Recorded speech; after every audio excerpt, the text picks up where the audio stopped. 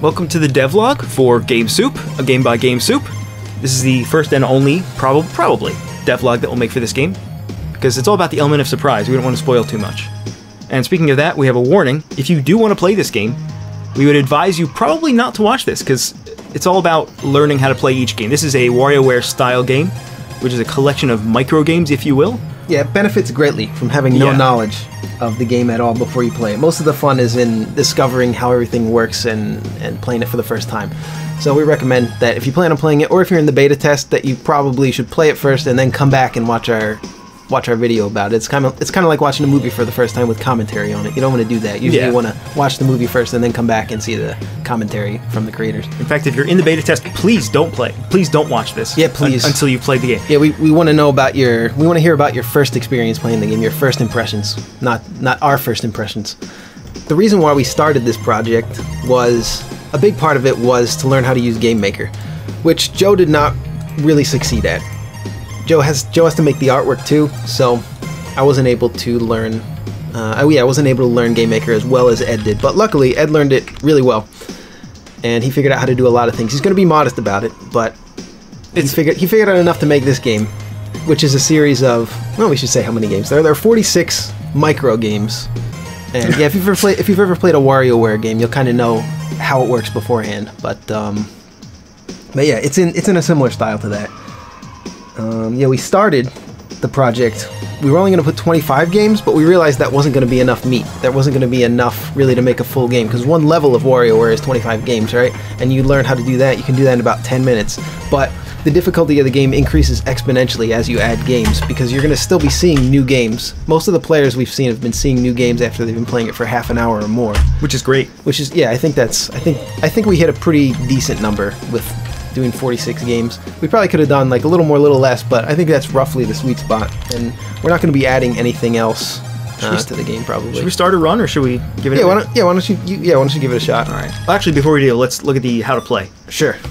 So it's built on a lot of the same principles as Infernal Racket. It's 4 directions and one button. So there's one action button for everything, which is the same as WarioWare, really. It's pretty much exactly the same as how WarioWare works. Yeah, one regret that I have about this is that if we could go back and if we had done more planning, and we knew that the project was going to become as big as it did and take as long, I would have liked to have redesigned the whole thing to just be playable with a mouse and the left mouse button, so that we could take advantage of it being on PC, and we could do games that play a little bit more differently than the original WarioWare. Yeah, like games that rely on you like controlling a mouse, right? Like dragging things and clicking and dragging and like maybe shaking the mouse around or keeping it in, things like that. There's all kinds of things you can do clever with mouse design. But there are plenty of clever things you can do with a D-pad and an A button, which hopefully you'll agree when you see how the games play. So we'll jump into this. Hopefully I do okay. So this is the beta version. This is the second beta version. Yeah, the game actually is very, very close to complete. When we made Infernal Racket, I sent Ed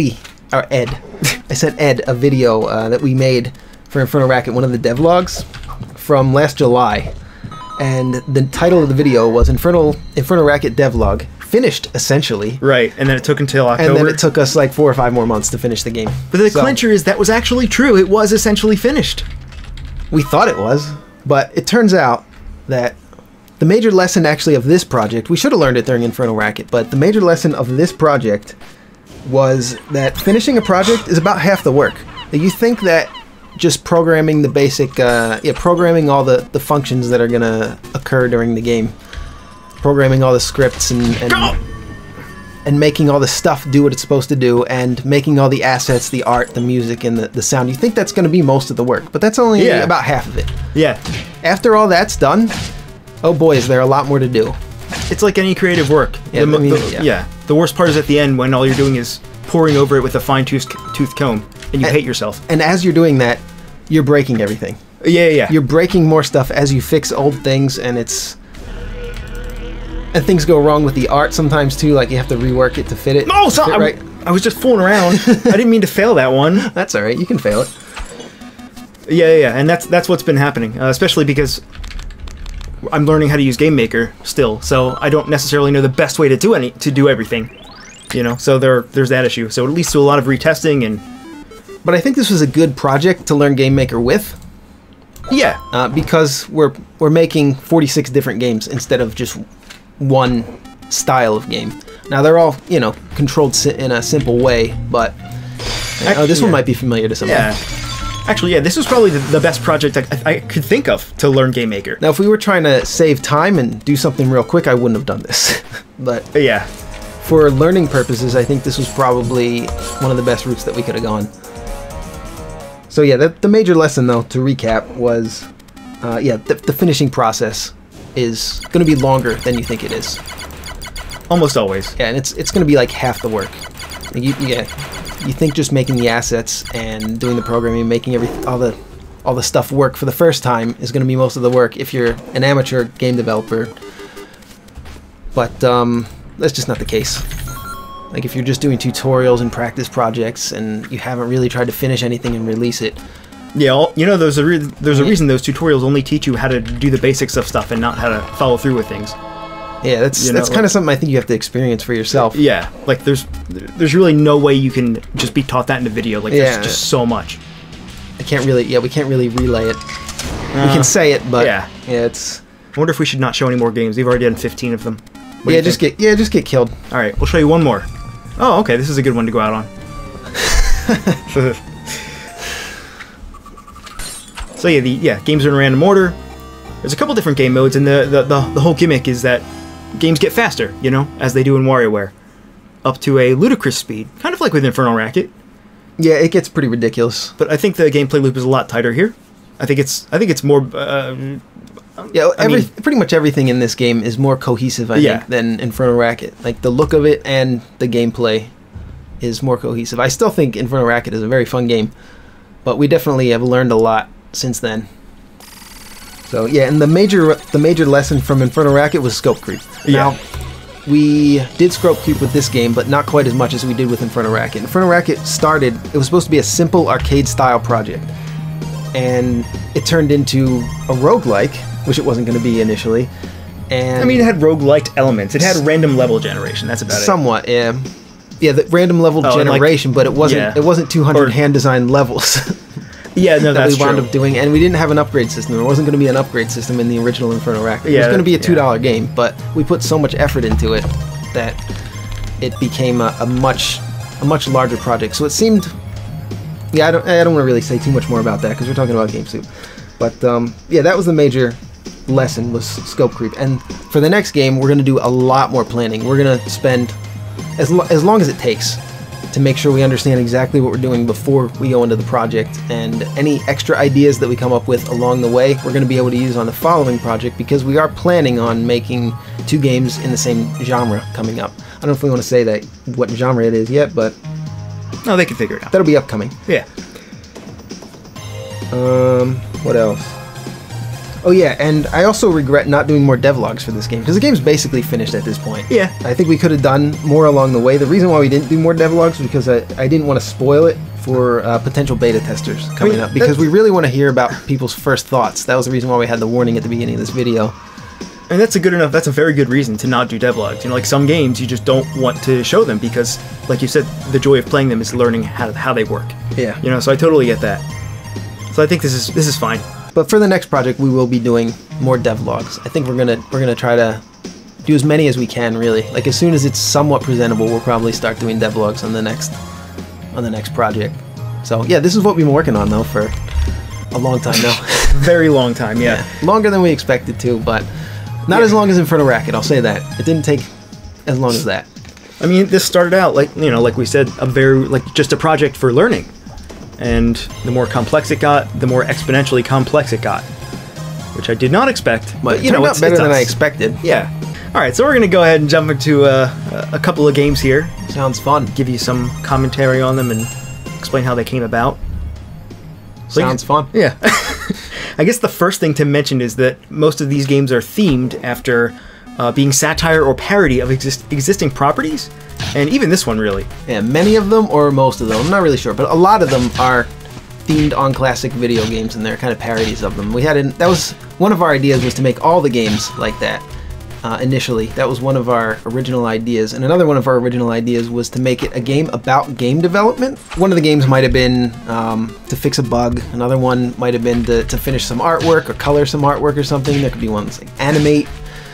There could be marketing or something. But, I mean, those are kind of boring tasks. Yeah. So I think it probably would have made a more boring game. But you might notice if you play the game that there are some remnants from that. There's at least like 1 or 2 games that are remnants from that original theme. I think most of my favorite games are the ones that are parodies of like existing properties. You might have seen there at the end there was a Sonic style game. Yeah, that was a fun one. Yeah. That was a fun one to make. So I don't know, those are always the most fun. Yeah, so this specific game, I guess we should talk about Kung Fu because that's what we're playing. Kung Fu is loosely based on a classic NES game called Kung Fu. It kind of plays like One Finger Death Punch, I think is the name of the game. It's a the way that we designed it. I actually had never played One Finger Death Punch though when we came up with the design of this. Oh. I don't know who came up with the initial design idea for this. It's hard to remember who came up with what because Ed and I both designed the games. Ed did the programming and I did the art and like the layout, but it's hard to remember who came up with the ideas. Initially what we did was we both made a list of like, I don't know, 100 ideas that we had for micro games, and we just picked out the ones that we liked best from each other, and we made a list, and then we pared that list down, and we wound up in the end with about 46. No, not about, exactly 46 games. I think we should move on and show a different game, but before we do that, I want to talk about the speed aspect. Oh yeah, let's do that. So the whole idea of this game is that it gets faster the farther you get, right, in a run. So at some point, it just becomes insane. And like this is very manageable right now. This is 1.1 times speed. Yeah. But if you crank it up, it starts to get really, just like WarioWare, it kind of makes you stressed out and like panicky. Yeah, that was one of my favorite parts of WarioWare. Yeah. Like the end game where you do that elevator level. It's like we'll crank it up to 2.2x speed. Oh, that's really fast. 2.22. God damn it! Yep. I totally messed that up. Oh, it's at 1.4. Oh, yeah, here we go. Just crank it up. Put it up to 2.24 speed. Yeah. So like this is the point where you start to get panicky. This you wouldn't see on your first playthrough in the game. There's we're not really spoiling anything. There are additional modes. After you beat the game, there are harder difficulty modes, and they basically just increase the speed of the game. And it can be really an adrenaline rush to play. It's like this is when it gets really, really, at least for us, really fun because we've played all the games to death. Like the idea behind it is the first time you play the game, you're supposed to just learn how to play the games. You're not. That's why we recommended that if you were planning on playing it, or if you're in the beta test, that you not watch this. Because your first experience, the most fun is learning how to play the games, learning the mechanics as you play through it. You're not expected to be able to beat the game on your first try. You're not expected to understand how any of the instructions work in the game the first time you play it. So that's the fun of it. And if you've ever played WarioWare, you know exactly how much fun that can be. How does that double kill happen? Am I going too late? I think I'm going too late. Yeah, probably. Damn. I knew that I had to make the hitboxes for this game really tight. Yeah, we could probably fix that. We could. I don't know. I kind of like it.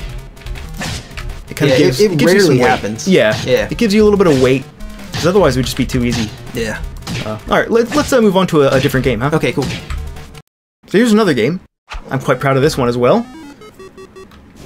Yeah, we wanted to do a bunch of different genres of games. So, one of the genres of game is visual novel or dating simulation, whatever you want to call it. Yeah. So we wanted to throw one of those in. It's pretty simple, but we just wanted to, just do a fun joke game. Basically. Yeah. Which most of the games have some kind of joke to them, but this one in particular, I was really happy to write the different options for it. It was really fun thinking of different things to include here. I mean, because there's only 4 choices, so you have to really make a bunch of them to make it varied. So here's one more game for us to check out. This is, I think you'll be able to tell where this is from pretty easily. It's called Reload. It's from a game series that starts with a D, ends with an M, has a couple of O's in there, at least 2, maybe 3 O's in the middle there. Dog Mom, that's the one. Yeah. So I really like this game. This is, I mean, when we made it, it was probably the most complex one we had made so far. There's a lot of, for a 5-second game, there's a lot of animation, there's a lot of code that goes with this. But it was an excellent study in finite states, for the coders out there, like just getting the animations to play correctly, and yeah, I don't know. I like how it turned out. That's if you lose. Yeah, this is one of those things that seems like a really simple concept if you're. Yeah, it seems like a simple concept when you come up with it, but on execution it winds up being more complex than you had expected to do. I thought of the thing that I was trying to say before. Oh, go ahead. Which was I wanted to speed the game up and show you how crazy it gets. Oh, yeah. Because, you know, playing all the games on 1x speed, like, you don't really get the sense of how crazy they get, and that's really where the fun comes in, is when they get nuts. So let's crank this up a little bit to, like, 2.2x, 2.3x. Yeah. So yeah, you got to be a little bit faster with the active reload there. So obviously we took the active reload idea is very similar to the Gears of War series, and I really enjoyed the active reload in that. I thought it added to the game because you didn't have to participate in it. You could just reload normally, but if you really wanted to play it to the highest level, oh, that was at 4x. The game actually never gets that fast normally. Trying to see, like, and the fact is, like, we know this game is coming, so we're prepared for it. Yeah. But when all the games are coming in a random order, this catches you off guard more often than not. Yeah, you know? you'll get caught off guard a lot more if you don't know what game is coming up. Yeah. Like, even that, I didn't even mean to lose that time. But yeah, I really like this one. I think this turned out really, really well. It's like kind of funny, you know.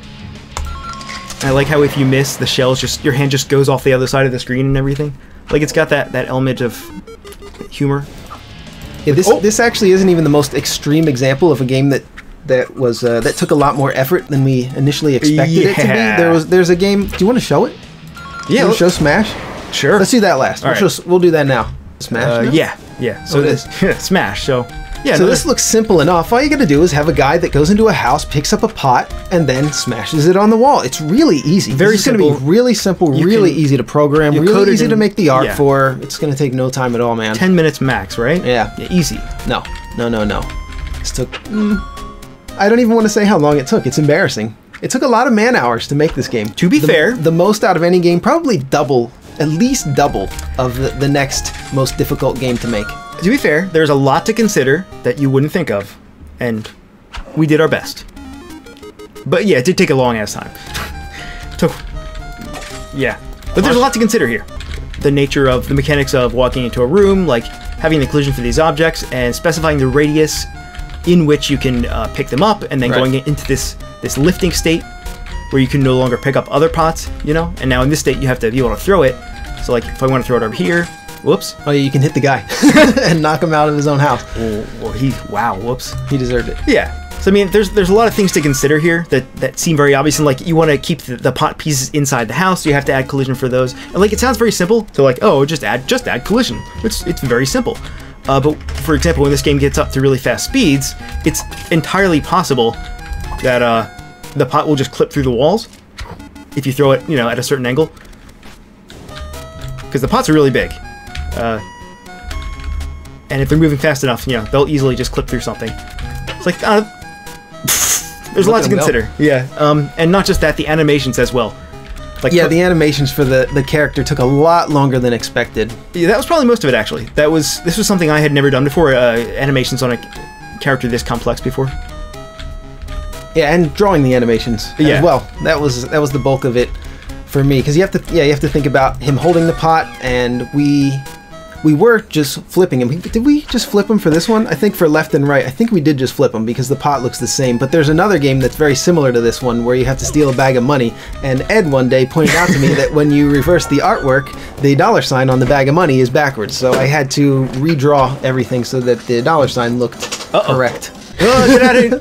Can I do it? Yeah, let's get out of here. Yeah. Oh, sorry about that, guys. We can't spoil that for you. I wonder what that was. That skull, you're going to have to play the game yourself to figure out what that skull soup is. Skull soup. Yeah, Smash turned out really great, I think. I think it's one of those games that taught me a bunch of principles about how to make characters do stuff I want them to do on screen. Yeah, we learned a lot from that one. Yeah. But it was annoying as hell because it was a 5-second game. Was the cost worth it? I mean, if our end goal was to make one minigame in our WarioWare style micro game series of games called GameSoup, no, it wasn't worth it at all. But it was a learning experience. Yeah. And Ed learned how to use Game Maker a lot better. I learned how to plan ahead for artwork better.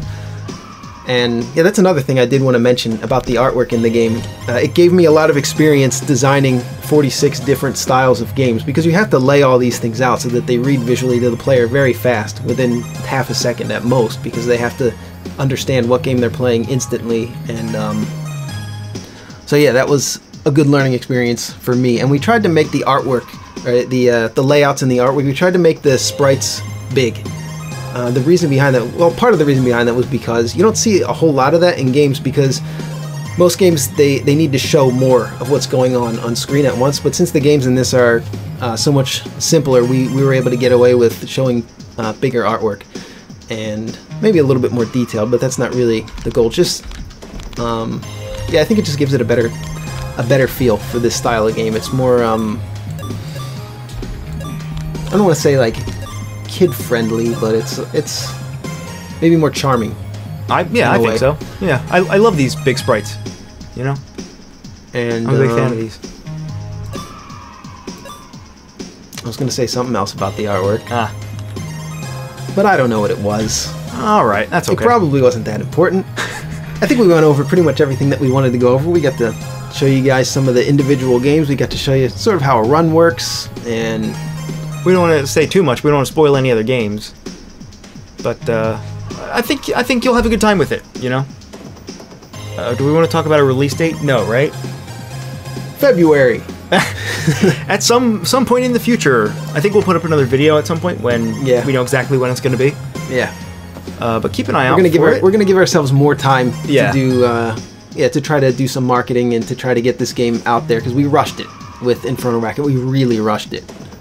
Right at the end there, yeah. At the end, and we just, we didn't give the streamers and the potential players of the game enough time to check it out. So we're gonna hold it back for a little bit, just so that we can, partly so that we can test it a little bit more, but mostly so that we can do the marketing process a little bit better. Yeah. All right, so that's Game Soup, and this is Game Soup, and you're watching Game Soup. Thanks for watching Game Soup.